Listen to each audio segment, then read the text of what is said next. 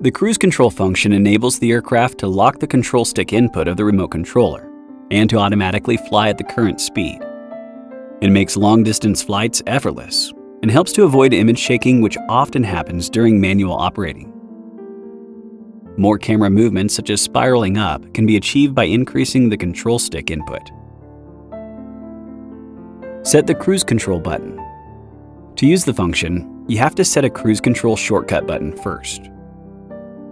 Open the app settings and select Control. Scroll down to Button Customization and set one customizable button of the remote controller to cruise control. Enter cruise control. While pushing the control sticks, press the cruise control button once. The aircraft will keep flying automatically at the current speed corresponding to the control stick input. The control sticks can now be released. After the control sticks return to the center, push them again to change the flight speed and direction. Press the cruise control button again, and the aircraft will automatically fly at the updated speed. How to exit cruise control. To exit cruise control, press the flight pause button on the remote controller once. Tap the X icon on the left side of the camera view.